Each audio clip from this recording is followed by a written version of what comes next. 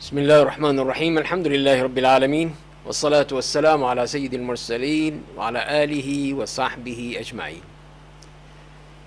آج ہم نبی کریم صلی اللہ علیہ وسلم کے جو معمولات تھے، خاص طور پہ شادی بیاہ کے موقع پر، اور اس طرح جو اور مختلف ایسے موقع آتے ہیں کہ جہاں پہ کسی کی کوئی تعریف کی جاتی ہے، کسی مصیبت زدہ کو دیکھ کر اس کے بارے میں کوئی ذکر کیا جاتا ہے، یا بدشگونی کی باتیں ہوتی ہیں، اور اسی طرح خواب میں جو آدمی کچھ دیکھتا ہے اس کے بارے میں ہمیں جو کچھ بھی ملتا ہے نبی کریم صلی اللہ علیہ وسلم سے، اس پر ہم بات کریں گے، اور اس کے بعد پھر سیرت کے اسی سلسلے کی طرف آ جائیں گے جو ہم نے بیچ میں چھوڑ دیا تھا، مکی زندگی کا، اور اس میں پھر آپ کے جو واقعات ہوئے مکہ میں، اس کے بعد پھر ہجرت اور پھر مدینہ۔ تو اس طرح یہ ہم پہلے یہ مکمل کر رہے ہیں آج جو معمولات کا معاملہ ہے، اور اس کے بارے میں جو ہم چیز پڑھ رہے ہیں۔ تو آئیے پھر نکاح کے حوالے سے جو اذکار ہیں اور جو آپ کے معمولات ہیں ان پر ہم بات کرتے ہیں۔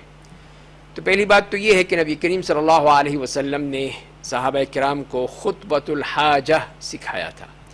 اور خطبۃ الحاجہ جو ہے وہ کسی حاجت کے وقت، یعنی جب کبھی بھی انسان کو کوئی بات کہنی ہو اس وقت بھی، اور اس کے علاوہ خاص طور پہ خطبہ نکاح میں اس کو استعمال کیا جاتا ہے۔ اور اس میں جیسے کہ آپ صلی اللہ علیہ وسلم سے یہ منقول ہے کہ آپ نے فرمایا کہ الحمدللہ نحمدہ ونستعینہ ونستغفرہ ونعوذ باللہ من شرور انفسنا وسیئات اعمالنا من يهد الله فلا مضل له ومن يضلل فلا هادي له واشهد ان لا اله الا الله واشهد ان محمدا عبده ورسوله۔ اور اس کے بعد پھر آپ نے یہ 3 آیات تلاوت فرمائیں۔ یا ایھا الذین آمنوا اتقوا اللہ حق تقاتہ ولا تموتن الا وانتم مسلمون۔ یا ایھا الناس اتقوا ربکم الذی خلقکم من نفس واحدہ وخلق منها زوجها وبث منهما رجالا كثيرا ونساء واتقوا الله الذي تساءلون به والأرحام إن الله كان عليكم رقيبا۔ يا أيها الذين آمنوا اتقوا الله وقولوا قولا سديدا يصلح لكم أعمالكم ويغفر لكم ذنوبكم ومن يطع الله ورسوله فقد فاز فوزا عظيما۔ شعبہ کہتے ہیں کہ میں نے ابو اسحاق سے کہا کہ یہ صرف خطبہ نکاح میں ہے یا اور بھی اس کا استعمال کیا جا سکتا ہے؟ انہوں نے کہا کہ ہر حاجت میں اس کو استعمال کیا جا سکتا ہے اس خطبے کو، اور اسی لیے سے خطبۃ الحاجہ کہا ہے۔ اور پھر نبی کریم صلی اللہ علیہ وسلم نے فرمایا کہ تم میں سے کوئی شخص جو ہے کوئی بھی خادم کو لیتا ہے، کوئی جانور کو لیتا ہے یا نکاح کرتا ہے، تو اس کو چاہیے کہ اس کی پیشانی پہ ہاتھ رکھے اور برکت کی دعا کرے، اور اللہ کا نام لے، اور پھر یہ کہے کہ اللہم انی اسألک خیرہا وخیر ما جبلت علیہ واعوذ بک من شرہا وشر ما جبلت علیہ۔ اور اسی طرح آپ جب کسی کو مبارکباد دیتے تھے، کسی نئے شادی شدہ شخص کو، تو آپ یہی کہا کرتے تھے کہ بارک اللہ لک وبارک علیک وجمع بینکما فی خیر۔ تو یہ ہے نبی کریم صلی اللہ علیہ وسلم کا وہ طریقہ کہ اس کے ذریعے سے ہم ایک شادی شدہ شخص کو یہ مبارکباد دے سکتے ہیں۔ اور خاص اوقات کے لیے اس میں بھی آپ نے دعا کی ہے کہ اگر کوئی شخص اس طرح اپنی بیوی کے پاس آتا ہے تو یہ کہے کہ بسم اللہ اللہم جنبنا الشیطان وجنب الشیطان ما رزقتنا، صرف یہ کہنا ہے۔ اور فرمایا کہ اگر اللہ تعالیٰ نے اس کے لیے مقدر کیا ہوگا اولاد کو تو اس کو شیطان کبھی بھی کوئی ضرر نہیں پہنچا سکے گا۔ اور اسی طرح پھر نبی کریم صلی اللہ علیہ وسلم کا یہ بھی طریقہ تھا کہ اگر کوئی چیز کسی کی پسند آئی ہے اور آپ اس کو دعا دے رہے ہیں تو آپ یہی کہا کرتے تھے کہ ما شاء اللہ لا قوت الا باللہ، اور یہ ایک طرح سے مبارکباد بھی ہوتی تھی اور خوشی کا احساس بھی کہ آپ اس پر خوش ہیں۔ اور اگر کسی کو کسی ابتلا میں، آزمائش میں، بیماری میں، تکلیف میں دیکھتے تھے تو پھر یہ فرماتے تھے کہ الحمدللہ الذی عافانی مما ابتلاک بہ وفضلنی علی کثیر ممن خلق تفضیلا، تو فرمائیں کہ اس طرح کہنے سے یہ مصیبت، یہ تکلیف اس کو نہیں پہنچے گی جو بھی مسئلہ ہو، جو بھی ایسی کوئی مشکل ہو۔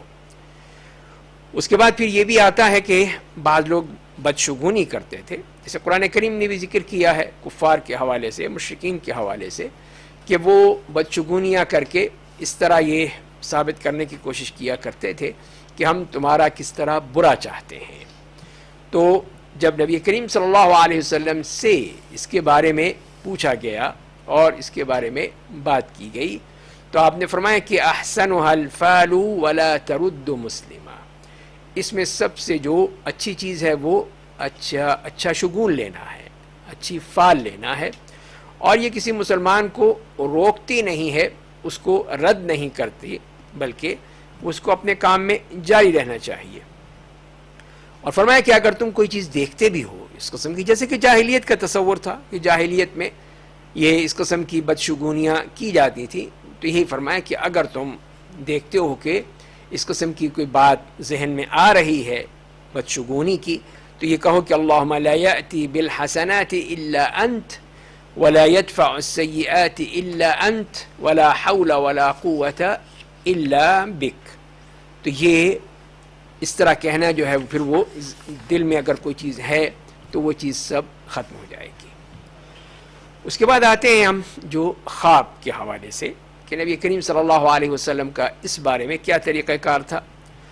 ایک تو یہ آپ سے ثابت ہے کہ آپ یہ کہا کرتے تھے کہ الرؤیا الصالحہ من اللہ والحلم من الشیطان، کہ جو نیک خواب ہے، اچھا خواب ہے، وہ اللہ کی طرف سے ہوتا ہے، اور جو برا خواب ہے وہ شیطان کی طرف سے ہے۔ تو اگر کوئی شخص اس طرح کا کوئی خواب دیکھتا ہے جو اس کو اچھا نہیں لگتا، اس کے لیے بڑی اس میں بری باتیں ہیں، تو اس کو چاہیے کہ اپنے بائیں جانب تھتکار دے اور اللہ تعالیٰ سے پناہ مانگے شیطان مردود کی، اور اس لیے پھر اس کو کوئی بھی نقصان نہیں ہوگا اور کسی کو بتانے کی ضرورت نہیں ہے۔ اور اگر کوئی اچھا خواب دیکھتا ہے تو پھر وہ خوش ہو کہ اللہ تعالیٰ نے اس کو کوئی بشارت دے رہے ہیں، اور کسی کو نہ بتائے مگر اس کو جس سے وہ محبت کرتا ہے، جو اس پہ خوش ہوگا، اسی کو اسے بتانا چاہیے۔ اور یہ بھی آپ نے کہا کہ جو بھی اس قسم کی کوئی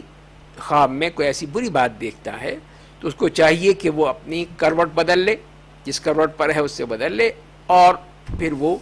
اگر آنکھ کھل گئی ہے، اٹھ گیا ہے، تو پھر وہ نماز پڑھ لے، نماز پڑھ کے اللہ تعالیٰ کے سے قرب حاصل کرے، اللہ تعالیٰ سے دعا کرے۔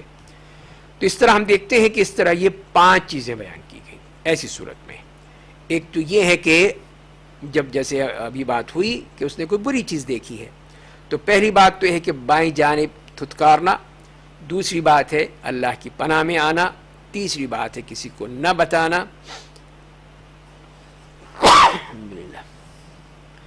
اور چوتھی بات یہ ہے کہ اپنی کروٹ بدل لے، اور 5ویں بات یہ ہے کہ اٹھے اور نماز ادا کر لے۔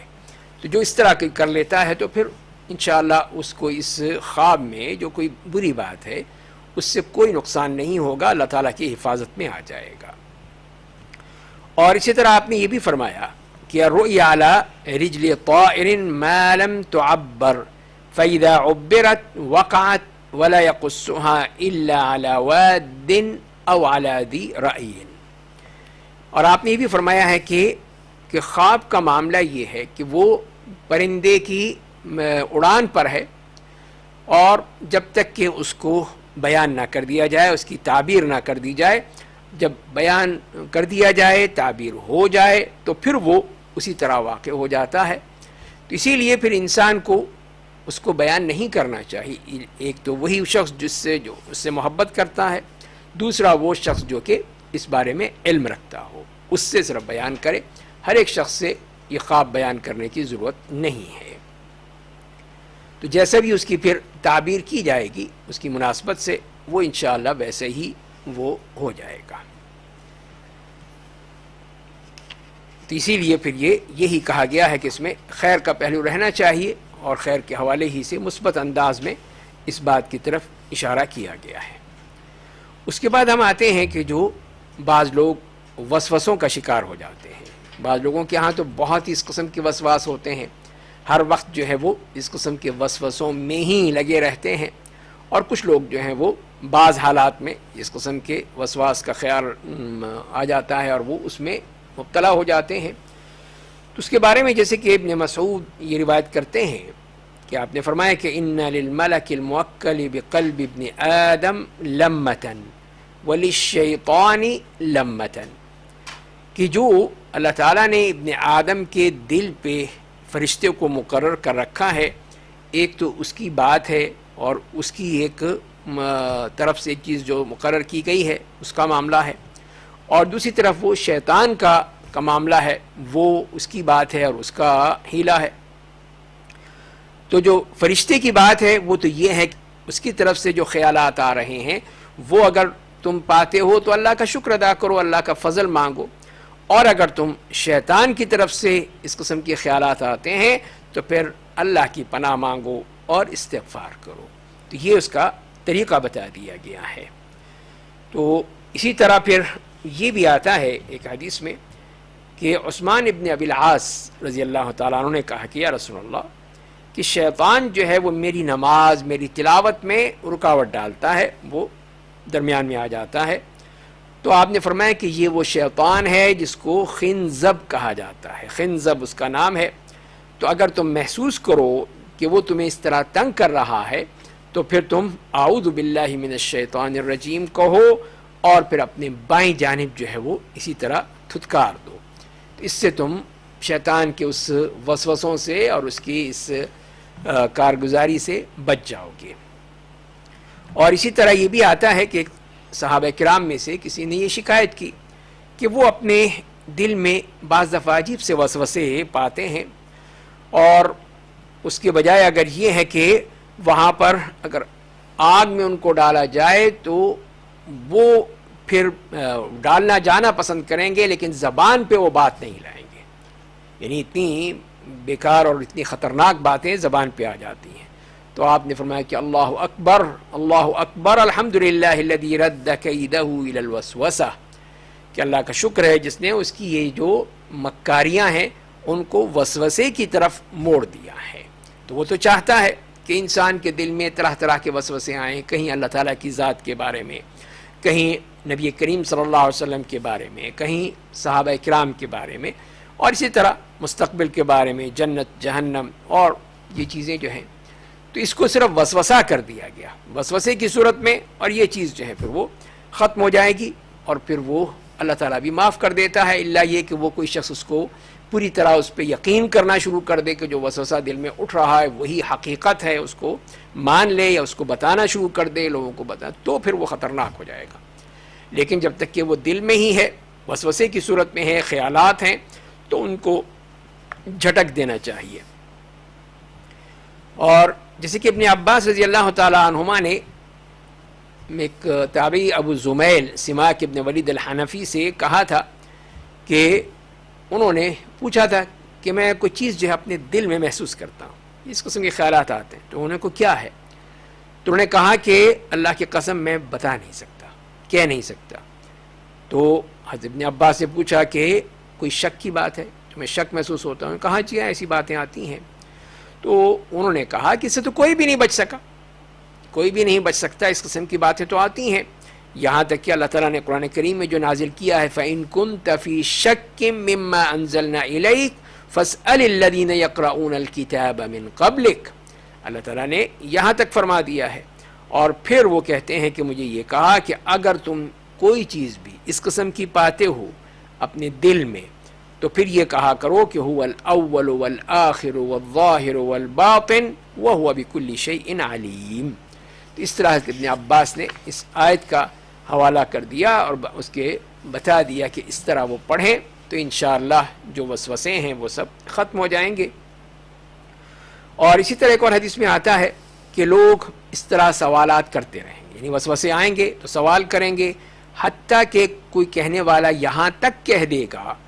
کہ یہ اللہ تعالیٰ نے تمام مخلوقات کو پیدا کیا ہے، اللہ کو کس نے پیدا کیا ہے؟ تو آپ نے فرمایا کہ اگر کوئی اس طرح اپنے دل میں ایسا وسوسہ پاتا ہے تو اس کو فوراً چاہیے کہ وہ اللہ کی پناہ مانگے اور فوراً رک جائے, آگے مت بڑھے, اس کو تسلسل میں نہ جائے کہ اور سوچنے لگے, نہیں, بس اعوذ باللہ من الشیطان الرجیم کہے اور رک جائے, اس لیے کہ اللہ تعالیٰ نے یہی فرمایا ہے وَإِمَّا يَنزَغَنَّكَ مِنَ الشَّيْطَانِ نَزْغٌ فَاسْتَعِذْ بِاللَّهِ إِنَّهُ هُوَ السَّمِيعُ الْعَلِيمُ. تو اس طرح اللہ تعالیٰ نے پھر شیطانی وسوسوں سے بچنے کا ہمیں علاج بھی بتا دیا ہے. ایک اور رخ پر آتے ہیں, اور وہ ہے کہ ایسی حالت جب انسان بہت ہی غضبناک ہو جاتا ہے, غصے میں بالکل ہی پاگل ہونے لگتا ہے, اور اس کو غصہ یعنی کسی بھی چیز پر مجبور کر سکتا ہے, کہیں بچوں کو مارنا پیٹنا ہے, کہیں بیوی کو طلاق دینا ہے, کہیں اور اس قسم کی حرکتیں کرنی ہیں. تو اس صورت میں نبی کریم صلی اللہ علیہ وسلم نے اس چیز کو ختم کرنے کے لیے کہ جو غصے کا جو شرارہ ہے اور غصے کی جو آگ ہے اس کو وضو سے ٹھنڈا کرنے کے لیے فرمایا گیا ہے کہ وہ پھر وضو کرے تاکہ یہ چیز ٹھنڈی ہو جائے, اور اگر وہ کھڑا ہے تو بیٹھ جائے, اور اگر وہ بیٹھا ہے تو لیٹ جائے, اور پھر اعوذ باللہ من الشیطان الرجیم کہے تاکہ یہ چیز چلا جائے. اس لیے کہ یہ چیزیں جو ہیں وہی شیطان کی طرف سے آتی ہیں, اور وہی انسان کے دل میں یہ چاہتا ہے کہ وہ اس قسم کے سلسلے میں جب مبتلا ہو جائے غصے کی اس غضبناکی میں, تو پھر وہ جو اپنی مرضی چاہتا ہے وہ کروا دیتا ہے. اسی لیے پھر ہمیں چاہیے کہ ہم اس سے بچنے کی کوشش کریں. اور اسی طرح پھر نبی کریم صلی اللہ علیہ وسلم کا یہ بھی طریقہ تھا کہ اگر کوئی چیز ایسی دیکھتے جو آپ کو پسند ہے تو پھر آپ یہ فرماتے کہ الحمدللہ الذی بنعمتہ تتم الصالحات, یہ اللہ تعالیٰ کا شکر ادا کرنا ہے. اور اگر کوئی ایسی چیز دیکھتے جو پسند نہ ہوتی تو یہ اس وقت بھی یہی حمد ہے, لیکن طریقہ یہ ہے کہ الحمدللہ علی کل حال, ہر حالت میں اللہ کا شکر ہے, اللہ کی حمد و ثنا ہے. اور اسی لیے پھر یہ بھی دیکھتے تھے کہ آپ جو بھی آپ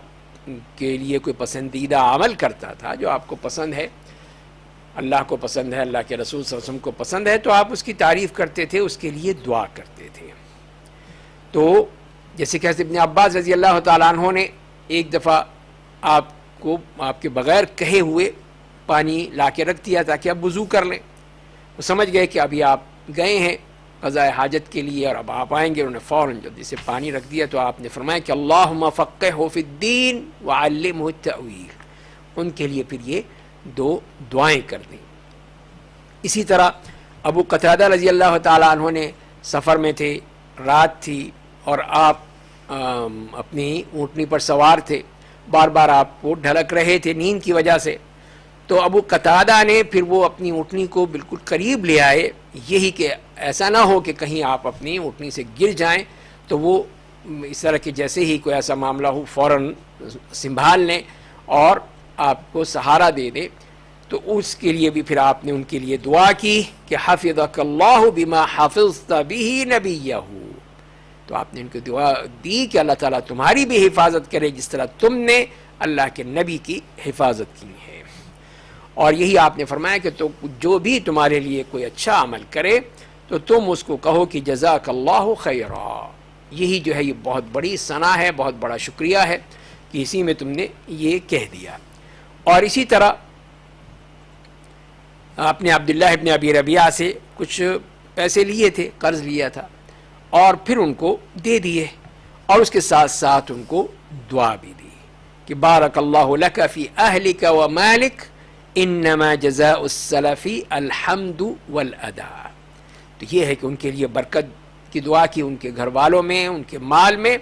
اور آپ نے فرمایا کہ قرض کے بعد اس کے جو بدلہ ہے وہ یہی ہونا چاہیے کہ وہ چیز واپس کر دی جائے جیسے ہیں, اور اس کا شکریہ ادا کیا جائے. اسی طرح جریر ابن عبداللہ البجلی رضی اللہ تعالی عنہ کا ذکر آتا ہے کہ انہوں نے جو بنی دوس میں جو بت لگے ہوئے تھے تو وہ گئے, اور پھر آپ نے انہوں نے پھر وہ تمام بتوں کو صفایا کر دیا. تو آپ نے ان کے لیے بھی پھر دعا کی, ان کو بھی برکت کی دعا کی, اور ان گھوڑوں کے لیے اور اس علاقے کے لیے جو مسلمان ہوئے لوگ ان کے لیے سب کے لیے دعائیں کی. اسی طرح جو آپ کے لیے ہدیہ کوئی دیا جاتا تھا تو ہدیہ قبول کر لیتے تھے, اور پھر اس کا بدلہ کرتے اس سے بڑھ کر, اس سے زیادہ پھر وہ بدلہ دیا کرتے تھے. اور اگر واپس لوٹا دیتے کسی وجہ سے تو معذرت کرتے اس کے دینے والے کی طرف، جیسے کہ آپ نے صعب ابن ابی جثامہ رضی اللہ تعالیٰ عنہ، جب انہوں نے ایک شکار کیا تھا اور وہ شکار میں سے جو گوشت تھا آپ کو پیش کیا، تو آپ نے کہا کہ نہیں میں نہیں لے سکتا، اس لیے کہ ہم لوگ احرام کی حالت میں ہیں اور یہ شکار تم نے ہمارے لیے کیا ہے، تو لہذا ہمیں یہ جائز نہیں ہے کہ ہم اس کو لیں۔ تو آپ نے پھر اس کو انکار کر دیا، رد کر دیا۔ اسی طرح نبی کریم صلی اللہ علیہ وسلم نے امت کو یہ بھی سکھایا کہ جب کبھی وہ گدھے کی آواز سنے تو فوراً اعوذ باللہ من الشیطان الرجیم کہیں، اور اگر مرغے کی آواز سنتے ہیں تو اللہ کا فضل مانگیں، اللہم انی اسألک من فضلک۔ اور یہ بھی بعض روایات میں اس طرح آیا ہے کہ کوئی آگ جلتی ہوئی دیکھیں، آگ بھڑکتی ہوئی، کہیں آگ لگ گئی ہے تو پھر تکبیر کہو، اللہ اکبر کہو، اس لیے کہ اللہ اکبر جو ہے وہ آگ کو بجھا دے گا۔ اور اسی طرح پھر آپ نے یہ ان لوگوں سے کہا اگر کسی مجلس میں لوگ بیٹھے ہوئے ہیں کہ وہ جب اٹھیں تو اللہ کا ذکر کرتے ہوئے اٹھیں، اللہ کا ذکر بھی کریں، اس لیے کہ کوئی بھی مجلس اگر ایسی ہے کہ جہاں پہ اللہ کا ذکر نہیں ہے تو وہ پھر اس طرح اٹھتے ہیں جیسے کہ وہ گدھے کی لاش سے اٹھ رہے ہیں۔ یعنی یہ کتنی بری بات ہے کہ اللہ کا ذکر ہی نہ ہو وہاں پر اور ساری دنیا کی باتیں ہوں۔ اسی لیے آپ صلی اللہ علیہ وسلم نے یہی فرمایا ہے کہ جو بھی کسی جگہ پہ بیٹھتا ہے اللہ کا ذکر نہیں کرتا تو وہی چیز اس کے لیے حسرت بن جاتی ہے، اور جو کہیں لیٹتا ہے اللہ کا ذکر نہیں کرتا ہے تو یہ بھی اس کے لیے اللہ تعالیٰ کی طرف سے ایک حسرت کا باعث بن جاتی ہیں، یعنی اس کی کئی چیزیں مکمل نہیں ہوتی۔ اور اسی طرح یہ بھی فرمایا کہ اگر کوئی مجلس میں بیٹھتا ہے اس میں بات چیت ہوتی ہے، گپ شپ ہوتی ہے، تو اس کو چاہیے کہ اپنی مجلس سے اٹھنے سے پہلے وہ مجلس کا کفارہ ادا کر دے، اور وہ یہ ہے کہ سبحانک اللہم و بحمدک اشہد ان لا الہ الا انت استغفرک و اتوب الیک۔ تو اس نے مجلس میں جو بھی ایسی کوئی بات ہوئی ہوگی تو وہ سب اللہ تعالیٰ معاف فرما دیں گے۔ تو یہ نبی کریم صلی اللہ علیہ وسلم کا وہ بتایا ہوا کفارہ ہے جو کہ خیال رکھنا چاہیے ایسے موقع پر جب آدمی جو بھی چیز آتی ہے وہ آدمی کہہ دیتا ہے، اور اس طرح پھر وہ اس کی زبان سے نکل جاتی ہیں کچھ چیزیں جو پسند نہیں ہوتی گپ شپ میں، بات چیت میں، گفتگو میں، تو لہذا یہ پھر یہ کہا کرو اللہم رب السماوات السبع وما اضلت ورب الارضین السبع وما اقلت ورب الشیاطین وما اضلت کن لی جارا من شر خلقک کلہم جمیعا من ان یفرط احد منہم علی او ان یطغى علی عز جارک وجل ثناؤک ولا الہ غیرک۔ اور اسی طرح نبی کریم صلی اللہ علیہ وسلم اپنے صحابہ کرام کو یہ بات سکھایا کرتے تھے کہ اگر کوئی خوف کی بات ہے، کسی قسم کا ڈر ہے، تو یہ دعا کیا کریں کہ اعوذ بکلمات اللہ التامہ من غضبہ ومن شر عبادہ ومن شر ہمزات الشیاطین وان یحضرون۔ اور اسی طرح یہ بھی منقول ہے کہ ایک شخص نے آپ سے یہ شکایت کی کہ وہ خواب میں ڈر جاتے ہیں، تو آپ نے فرمایا کہ جب تم اپنے بستر پر آؤ تو یہ پڑھ لیا کرو، یہی کلمات جو ابھی ذکر فرمائے گئے نبی کریم صلی اللہ علیہ وسلم نے جس کو فرمایا ہے، تو وہ اور اس طرح ان کو اطمینان نصیب ہو گیا۔ تو یہاں یہ جو سلسلہ تھا، جو معمولات نبی کریم صلی اللہ علیہ وسلم ہم پڑھ رہے تھے وہ ہم مکمل ہوئے ہیں۔ اب ہم پھر آتے ہیں آپ کی جو سیرت ہے اسی کے جو واقعات ہیں ان کی طرف آتے ہیں، اور اس میں دیکھتے ہیں کہ نبی کریم صلی اللہ علیہ وسلم کی سنت کیا تھی اور آپ نے کیسے اس کو اپنی زندگی میں لیا ہے۔ تو سب سے پہلی بات جو آج ہم شروع کریں گے وہ ہے کہ نبی کریم صلی اللہ علیہ وسلم کے جہاد ہے، غزوات ہیں، مختلف لشکر بھیجے تھے، مختلف آپ نے اس طرح کی مہمات بھیجی تھیں، جنگی مہمات، تو اس کا بارے میں ہمیں کیا کچھ ملتا ہے، تو وہ ہم پہلے پڑھتے ہیں، دیکھتے ہیں کہ اس کی کیا وہ چیز ہے۔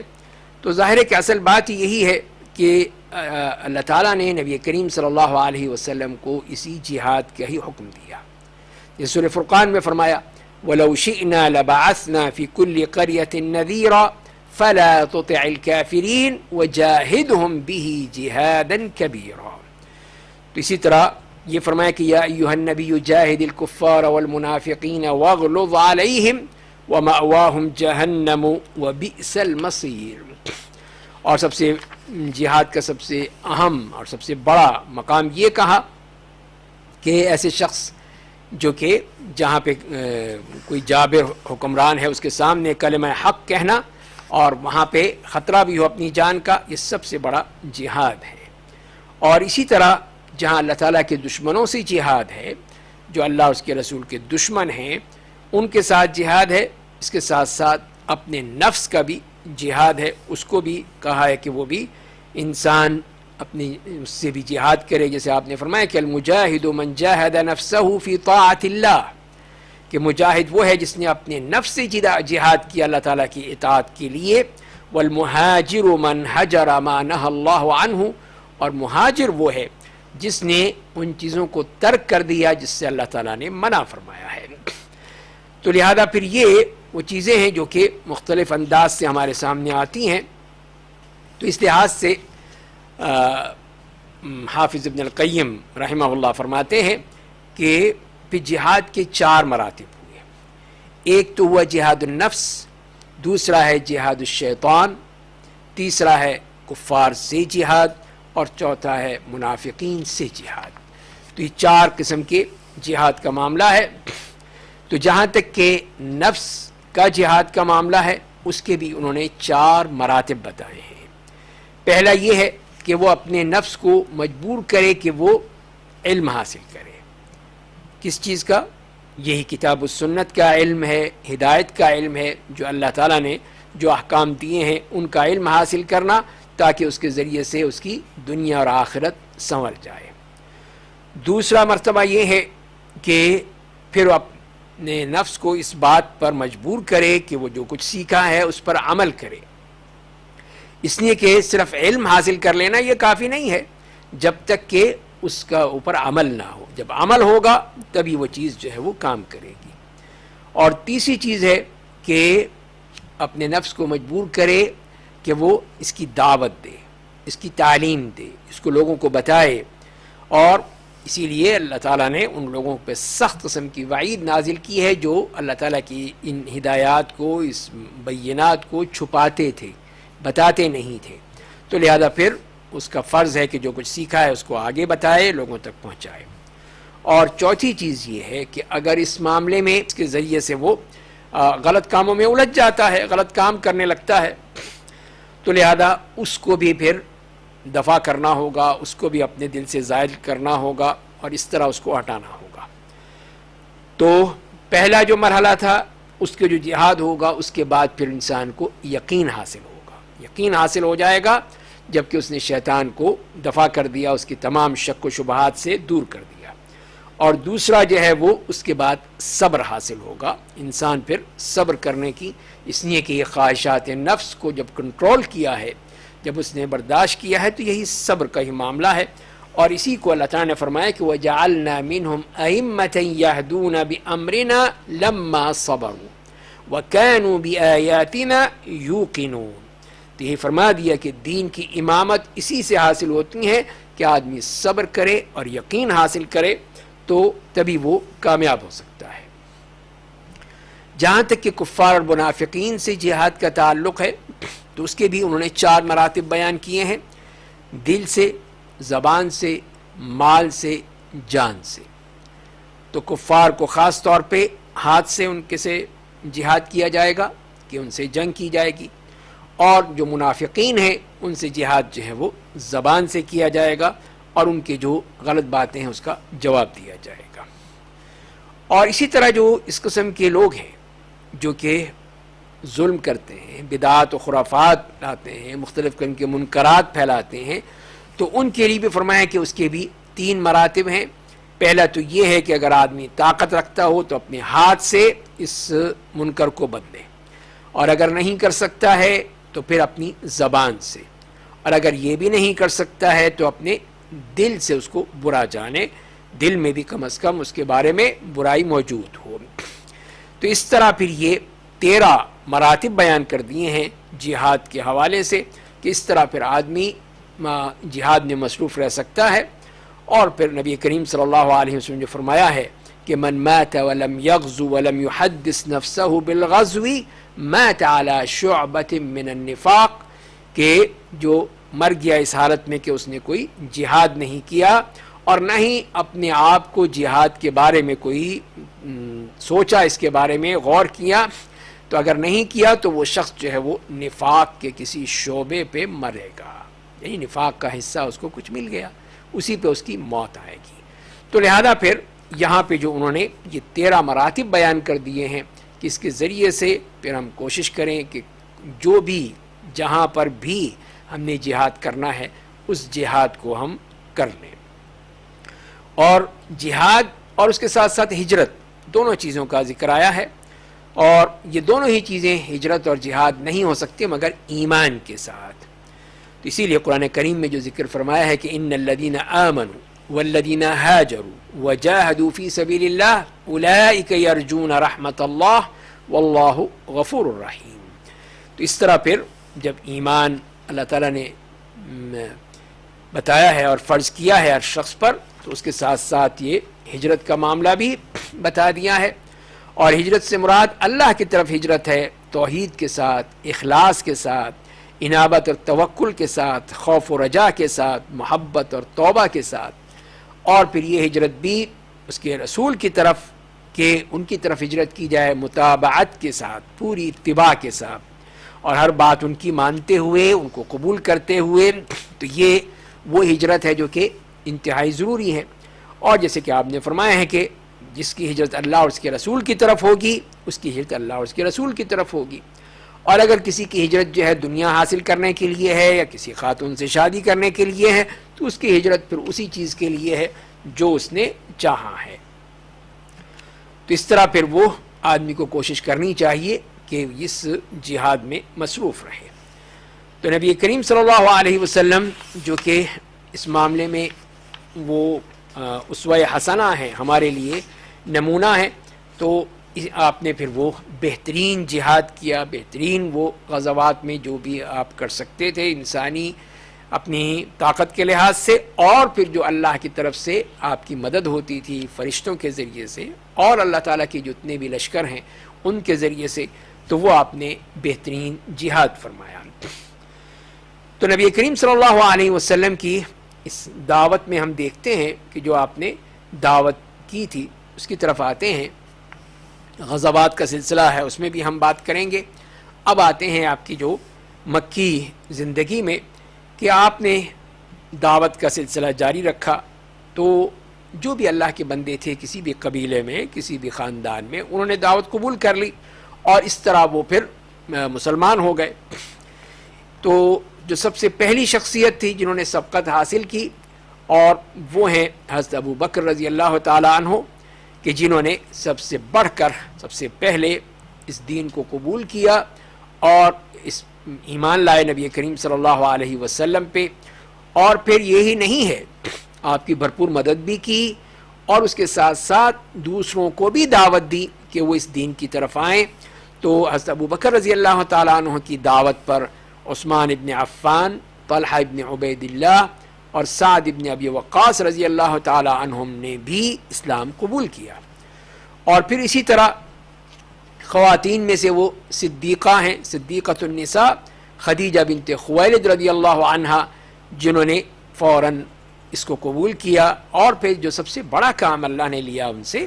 وہ یہ ہے کہ انہوں نے نبی کریم صلی اللہ علیہ وسلم کو سنبھالا. کہ آپ کو جیسے آپ اس کیفیت میں آئے تھے، بے چینی، اضطراب، پریشانی کسی کیفیت تھی، تو آپ نے جب کہا کہ لقد خشیت علی نفسی،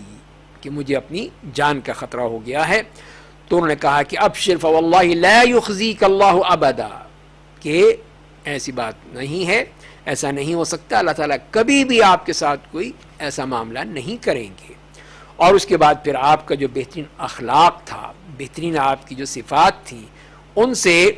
ذکر کرتے ہوئے آپ کو بتایا کہ یہ کیسے ہو سکتا ہے کہ آپ جیسی شخصیت جس کی یہ صفات ہیں، پورا معاشرہ آپ کو مانتا ہے، آپ امین ہیں، صادق ہیں، تو لہذا پھر یہ کیسے ہو سکتا ہے کہ آپ کو اللہ تعالیٰ کسی قسم کا کوئی بھی نقصان پہنچائیں گے، ایسا نہیں ہوگا۔ اور اسی طرح پھر جو اسلام لانے والوں میں سیدنا علی ابن ابی طالب رضی اللہ تعالیٰ عنہ ہیں، جن کی عمر صرف 8 سال تھی، بعض نے کہا کہ اس سے زیادہ تھی، لیکن آپ وسلم کی کفالت میں تھے، آپ ان کی تربیت کرتے تھے، تو ان کے اپنے چچا سے ان کو لے لیا تھا اپنی کفالت میں، اس لیے کہ ان کے بھی بچے تھے، ان کے لیے بھی مشکلات تھیں، تو آپ نے اپنے چچا کی مدد کے طور پر حضرت علی کو اپنی کفالت میں لے لیا تھا۔ اسی طرح زید ابن حارثہ رضی اللہ تعالیٰ عنہ، جو نبی کریم صلی اللہ علیہ وسلم کے محبوب تھے اور آپ ان کو بہت ہی محبت کرتے تھے ان سے، اور وہ حضرت خدیجہ رضی اللہ تعالیٰ عنہ کے غلام تھے، اور انہوں نے نبی کریم صلی اللہ علیہ وسلم کو ہبہ کر دیا کہ یہ اب آپ کی خدمت میں رہیں گے۔ جب شادی ہوئی تھی حضرت خدیجہ سے تو حضرت خدیجہ نے آپ کو دے دیا تھا۔ تو یمن سے ان کے چچا اور والد آئے، اور ان کو جب معلوم ہوا کہ زید ابن حارثہ یہاں پر ہیں، تو انہوں نے آ کے نبی کریم صلی اللہ علیہ وسلم سے پوچھا کہ یا ابن عبد المطلب یا ابن ہاشم یا ابن سید قومہ، کہ اس طرح تعریف کرتے ہوئے کہ اے عبد المطلب کے بیٹے، اے ہاشم کے بیٹے، اے اپنی قوم کے سردار کے بیٹے، آپ تو اللہ تعالیٰ کے حرم والے ہیں، حرم میں رہنے والے ہیں، تو آپ جو قیدی ہیں ان کو چھوڑ دیتے ہیں، جو قیدی ہیں جو ان کو کھلاتے ہیں پلاتے ہیں، تو ہم آئے ہیں اپنے اس بیٹے کے لیے، تو آپ یوں کریں کہ ہم پر احسان کریں، چھوڑ دیں، اس کو دے دیں، ہمیں دے دیں۔ تو ہم نے کہا کون ہے، کس کی بات کر رہے ہو؟ تو انہوں نے کہا کہ زید ابن حارثہ۔ تو آپ نے فرمایا کہ اس کے علاوہ اور کوئی بات ہے؟ کہا نہیں، بس یہی چاہیے، اور کوئی بات نہیں ہے۔ کہا ٹھیک ہے، بلا لو اس کو، بلا لو، اور میں اس کو پھر ایک طرح سے اختیار دے دیتا ہوں کہ اگر وہ تمہیں پسند کر لے تمہارا ہے، لے جاؤ اس کو پھر، اور اگر وہ مجھے پسند کر دے تو پھر اللہ کی قسم جو مجھے پسند کرے گا تو میں اس کسی اور کو اس پر ترجیح نہیں دوں گا، پھر میں ہی اس کے اوپر رکھوں گا۔ تو انہوں نے کہا کہ ہاں ٹھیک ہے، بالکل آپ نے انصاف کی بات کی ہے۔ تو پھر انہوں نے بلایا ان کو، اور جب وہ آئے حضرت زید رضی اللہ تعالیٰ عنہ آئے، تو آپ نے پوچھا کہ جانتے ہو یہ کون ہے؟ تو انہوں نے کہا کہ ہاں یہ میرے والد ہیں اور یہ میرے چچا ہیں۔ تو پھر اس کے بعد آپ نے فرمایا کہ تم نے دیکھ لیا، تم میرے پاس رہے ہو، اتنا عرصہ رہے ہو، تم نے مجھے دیکھ لیا ہے اور مجھے اچھی طرح جانتے ہو، تو یا تو تم مجھے اختیار کر لو، مجھے پسند کر لو، یا ان کے ساتھ جانا چاہتے ہو تو ان کے ساتھ چلے جاؤ۔ آپ نے پوری طرح ان کو یہ اختیار دے دیا کہ اس میں کسی قسم کی کوئی بھی زبردستی کی بات نہیں ہے، جو تم چاہو گے، جو تم کہو گے اس کے مطابق ہوگا۔ تو انہوں نے صاف کہہ دیا کہ یہ تو ہو ہی نہیں سکتا کہ آپ کے علاوہ میں کسی اور کو پسند کروں، کسی اور کو میں اختیار کروں، کسی اور کے پاس جاؤں، نہیں۔ تو آپ تو میرے باپ بھی ہیں، میرے چچا بھی ہیں، سب کچھ تو آپ ہیں، تو میں آپ کو چھوڑ کر کیسے جا سکتا ہوں؟ تو اب انہوں نے کہا بھی کہ زید یہ کیا کر رہے ہو، یہ کیا کہہ رہے ہو تم، کہ اس طرح ہم تمہیں آزاد کروانا چاہتے ہیں، آزادی لے کر آئے ہو، تم یہ غلامی پسند کرتے ہو؟ تو اور اپنے باپ کو، اپنے چچا کو، اپنے گھر والوں کو چھوڑ کر یہیں رہنا چاہتے ہو؟ نے کہا کہ جی ہاں، میں نے جو چیز دیکھی ہے یہاں پر، اور خاص طور پہ نبی کریم صلی اللہ علیہ وسلم کے پاس، میں وہ کہیں نہیں پا سکتا، وہ مجھے کہیں نہیں مل سکتی۔ اور جب نبی کریم صلی اللہ علیہ وسلم نے ان کا یہ معاملہ دیکھا اور ان کا یہ اس طرح نبی کریم صلی اللہ علیہ وسلم سے لگاؤ اور تعلق دیکھا، تو آپ ان کو خانہ کعبہ کے پاس لے گئے اور حتیم میں کھڑے ہو کر آپ نے اعلان کیا کہ میں سب کو تمہیں گواہ بناتا ہوں کہ زید آج سے میرا بیٹا ہے، یہ میرا وارث ہوگا اور میں اس کا وارث ہوں گا۔ اور اس طرح آپ نے ان کو اتنا اونچا مقام عطا فرما دیا۔ تو ان کے ابا اور محمد کہنا شروع کر دیا، یہاں تک کہ جب اسلام آیا اور قرآن کریم نے یہ حکم دیا کہ ادعوہم لآبائہم، کہ ان کو ان کے باپ کی طرف منسوب کرو، ان کی طرف نام لو، تو اس دن سے پھر ان کو زید ابن حارثہ ہی کہا گیا ہے۔ تو یہ ان کا معاملہ تھا حضرت زید کا کہ انہوں نے اسلام قبول کیا، اور اس کے بعد پھر اللہ تعالیٰ نے ان کو اتنا یہ بڑا مقام عطا فرما دیا، نبی کریم صلی اللہ علیہ وسلم کی محبت مل گئی۔ اور اسی طرح ہم دیکھتے ہیں کہ حضرت خدیجہ اپنے جو قریبی عزیز تھے ان کے پاس لے کر گئی تھیں، ورقہ ابن نوفل، تو انہوں نے بھی اسلام قبول کیا اور انہوں نے یہ کہا کہ کاش میں اس وقت نوجوان ہوتا جب تمہیں تمہاری قوم نکال دے گی۔ تو نبی کریم صلی اللہ علیہ وسلم نے ان کو خواب میں دیکھا تھا اور ایک بتایا کہ وہ بہت ہی اچھے کپڑوں میں، بڑے خوش خرم، بڑے اچھے انداز میں تھے۔ تو اسی سے معلوم ہوتا ہے کہ وہ مسلمان ہو گئے تھے، انہوں نے اسلام قبول کر لیا تھا۔ تو اس طرح پھر آہستہ آہستہ لوگ جو ہیں وہ مسلمان ہوتے چلے گئے۔ قریش کو کوئی اتنا خطرہ نہیں محسوس ہوا کہ ابھی تو چند لوگ ہی ہیں، اور جب یہ بات بڑھ گئی اب وہاں پہ معاملہ دوسرا شروع ہو گیا کہ اب ایک تو صرف اسلام کا تھا کہ لوگوں کو مسلمان ہو رہے ہیں اور آ رہے ہیں، اب جب نبی کریم صلی اللہ علیہ وسلم کی طرف سے ان کے دین پر حملے شروع ہو گئے اور آپ نے دین کے بارے میں بتانا شروع کر دیا کہ یہ سب شرک ہے، یہ ظلم ہے، زیادتی ہے، اللہ کے ساتھ کسی کو شریک ٹھہرانا، پھر ان کے جو بت تھے ان کو برا بھلا کہنا، اور کہ یہ کوئی تمہارے فائدے کے نہیں ہے، کوئی تمہیں نفع نقصان نہیں پہنچا سکتے۔ اس وقت پھر انہوں نے کہا کہ یہ تو معاملہ دوسرا ہو گیا، تو اب وہ آپ صلی اللہ علیہ وسلم کی دشمنی میں آگے بڑھنا شروع ہو گئے۔ تو اللہ تعالیٰ نے انتظامات فرمائے تھے۔ ایک تو آپ کے چچا ابو طالب، وہ آپ کی پوری طرح دفاع کرتے تھے، وہ اپنے قریشی ہونے کی وجہ سے پورے خاندان میں، پورے مکے میں ان کا ایک مقام تھا، ایک مرتبہ تھا، تو اسی لیے پھر مکے والے کچھ کر نہیں سکتے تھے، کہ دیکھتے تھے کہ آپ کے چچا جو ہیں وہ آپ کے ساتھ ہیں۔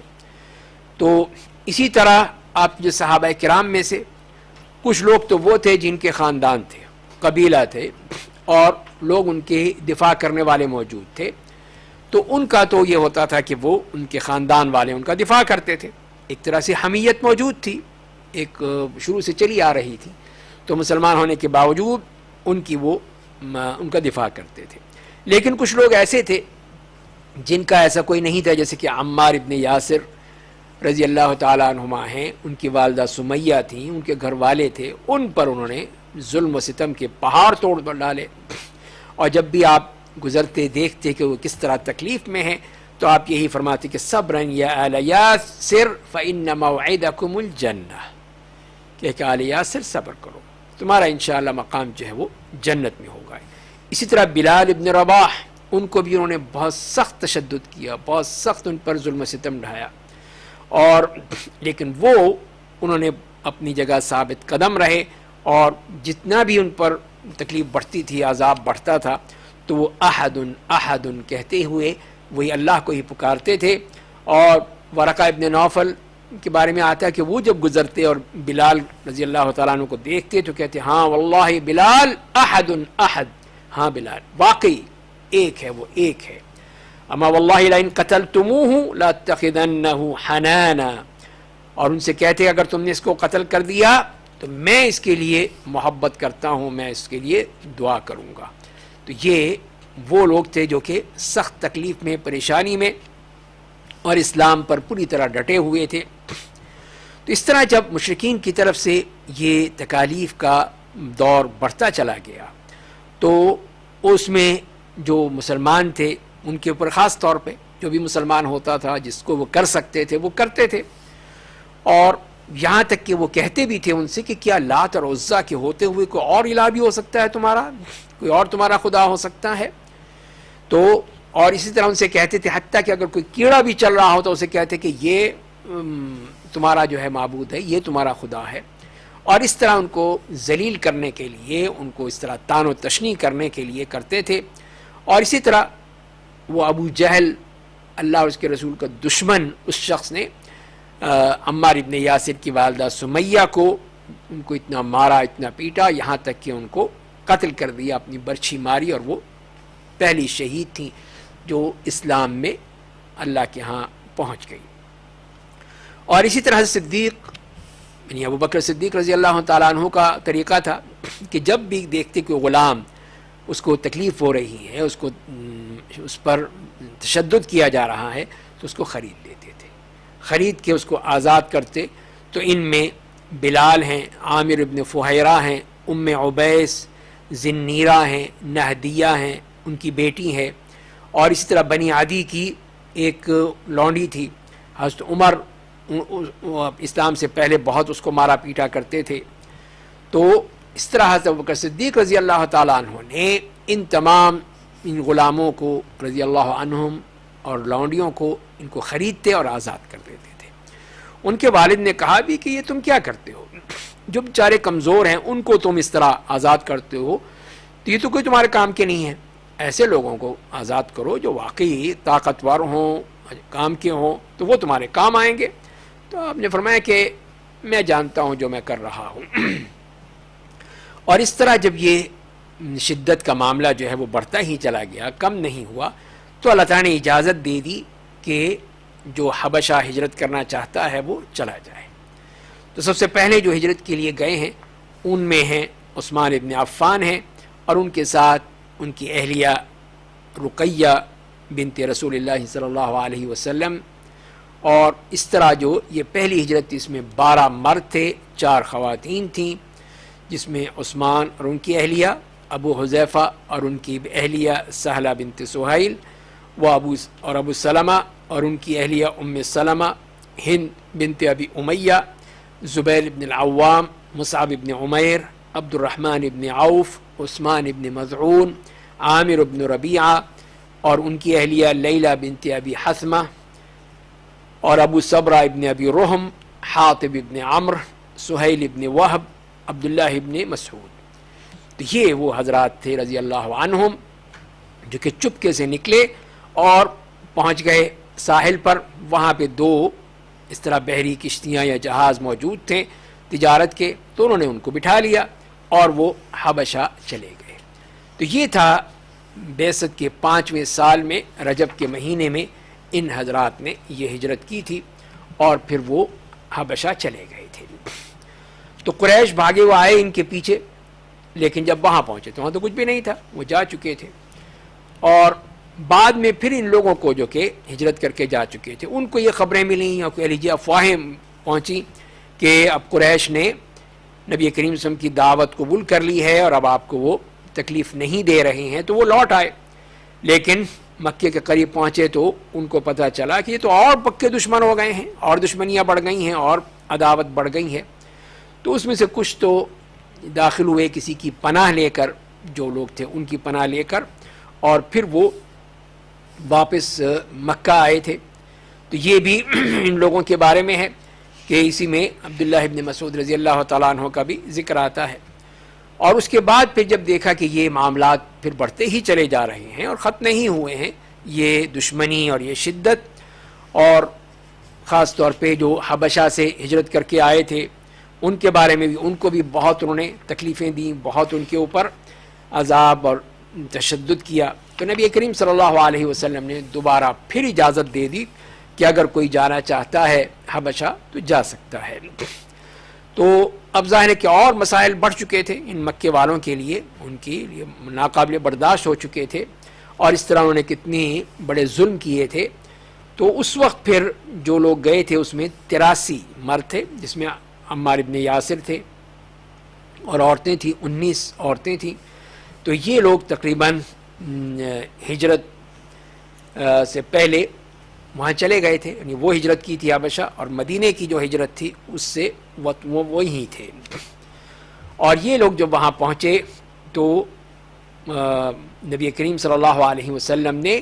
اس مدینہ جا کر پھر حبشہ کے بادشاہ کو خط لکھا تھا, اور عامر ابن امیہ الضمری رضی اللہ تعالیٰ عنہ کے ہاتھ بھیجا تھا. تو انہوں نے اسلام قبول کر لیا نجاشی رضی اللہ تعالیٰ عنہ نے, اور انہوں نے کہا تھا کہ اگر میں آ سکا تو خود آؤں گا. یہ ان کی تمنا تھی کہ وہ رسول اللہ صلی اللہ علیہ وسلم کی خدمت میں حاضر ہوں گے. اور یہ بھی وہاں پر لکھا کہ ام حبیبہ بنت ابی سفیان رضی اللہ تعالیٰ عنہ, ان کے وہ گئی تھیں اپنے شوہر عبید اللہ ابن جحش کے ساتھ, جو وہاں جنہوں نے عیسائیت قبول کر لی تھی اور وہیں ان کا انتقال ہو گیا تھا. تو آپ نے کہا تھا کہ میرا نکاح ان سے کر دیا جائے. تو نجاشی نے پھر ان کی شادی رسول اللہ صلی اللہ علیہ وسلم سے کر دی تھی, اور 400 دینار درہم دیے تھے اپنی طرف سے, ان کا مہر, رسول اللہ علیہ وسلم کی طرف سے مہر. اور جنہوں نے شادی کروائی تھی وہ تھے خالد ابن سعید ابن العاص رضی اللہ تعالیٰ عنہ. اور پھر نبی کریم صلی اللہ علیہ وسلم نے پھر ان کو خط لکھا کہ جو صحابہ کرام ہیں ان کو وہ واپس بھیج دیں، واپس آ جائیں، اب تو مدینہ میں آ چکے ہیں۔ تو انہوں نے ایسا ہی کیا کہ 2 کشتیوں میں عمرو بن امیہ ضمری کے ساتھ اور سب کو بھیج دیا اور سب وہ مدینہ آ گئے۔ تو نبی کریم صلی اللہ علیہ وسلم اس وقت وہ خیبر کے غزوے میں مصروف تھے، اور پھر جب وہ فتح ہو گیا تو اس وقت پھر نبی کریم صلی اللہ علیہ وسلم نے ان کو بھی اس میں شامل کر لیا اور مسلمانوں سے کہا کہ ان کا حصہ بھی ان کو دو۔ تو اسی لیے کہ یہ لوگ ہجرت کر کے آئے ہیں، لہذا ان کو بھی اس میں شامل کر لیا گیا اسی ہجرت میں۔ اور اس میں صرف ہمیں یہی ملتا ہے جہاں تک کہ مکے والوں کا موقف وہ یہ ہے کہ جب ان کو یہ معلوم ہوا کہ یہ لوگ مسلمان تو حبشہ میں جا کے بڑے مزے کر رہے ہیں، بڑے ٹھاٹ سے رہ رہے ہیں، تو انہوں نے 2 آدمیوں کو بھیجا، عبداللہ ابن ابی ربیعہ و عامر ابن العاص۔ ان کو بہت سارے تحفے تحائف دے کر کہ جاؤ جا کے نجاشی کے پاس جاؤ تاکہ وہ اس طرح ان کو لوٹا دے واپس۔ پادری تھے، مختلف اس کے جو دربار کے لوگ تھے، ان کو بھی اس طرح کے تحفے دیا کہ ان کو بھی کہا کہ وہ بھی اس طرح بادشاہ کو مجبور کریں کہ ان سب کو نکال دے۔ اور انہوں نے پھر یہ ایک طرح سے کان بھرنے شروع کر دیے کہ یہ لوگ عیسیٰ علیہ السلام کے بارے میں بہت بری باتیں کہتے ہیں اور یہ کہتے ہیں کہ وہ اللہ کے بندے ہیں، یہ ہیں وہ ہیں۔ تو انہوں نے نجاشی نے بلایا پھر مہاجرین کو، اور اس میں تھے حضرت جعفر ابن ابی طالب رضی اللہ تعالیٰ عنہ۔ تو انہوں نے اجازت لی اور پھر انہوں نے کہا کہ آئے، تو اس نے پوچھا کہ تم عیسیٰ علیہ السلام کے بارے میں کیا کہتے ہو؟ تو حضرت جعفر رضی اللہ تعالیٰ عنہ نے سورہ مریم کی شروع کی آیات تلاوت کی۔ تو نجاشی نے پھر ایک زمین سے تنکا اٹھا کر کہا کہ جو کچھ بھی تم نے پڑھا ہے، جو کہا ہے، تو عیسیٰ علیہ السلام سے اس سے زیادہ نہیں ہے، اس تنکا بھر اس سے کوئی زیادہ نہیں ہے، بلکہ وہی بات ہے۔ تو سارے جتنے پادری تھے وہ سب کے سب مایوس ہو کے بیٹھ گئے، اس لیے کہ آپ نے بالکل ہی نجاشی نے انکار کر دیا اور کہا بھی کہ اگر تم جو مرضی چاہو لیکن میں ان کو واپس نہیں کروں گا کہ جن لوگوں نے سب کو چھوڑ کر مجھے پسند کیا، میرے ملک میں آئے، امن چاہتے تھے، جاؤ تم آرام سے رہو، ٹھاٹ سے رہو میرے ملک میں، تمہیں کوئی تکلیف نہیں ہوگی۔ اور پھر ان دونوں اشخاص کو جو آئے تھے مکے سے کہ اگر تم ایک پہاڑ کے برابر بھی سونا دیتے تو میں ان کو تمہیں واپس نہیں کروں گا، تو یہ لے جاؤ سارے اپنے یہ تحفے تحائف، جاؤ چلے جاؤ، میں ان کو واپس نہیں کروں گا۔ تو یہ ذلیل و رسوا ہو کر وہاں سے واپس آ گئے، اور اس طرح مسلمانوں کی یہ ہجرت وہاں پہ رہی، اور جیسے میں نے عرض کیا کہ پھر وہ مدینہ واپس آ گئے۔ اگلے ہم درس میں بات کریں گے مزید، اور خاص طور پہ شیب ابی طالب میں جو محصور رہے تھے اس کے حوالے سے۔ اللہ تعالی ہمیں نبی کریم صلی اللہ علیہ وسلم کی ان سیرت کو پڑھنے اور اس پر عمل کرنے کی توفیق عطا فرمائے۔ وآخر دعوانا ان الحمد للہ رب العالمین۔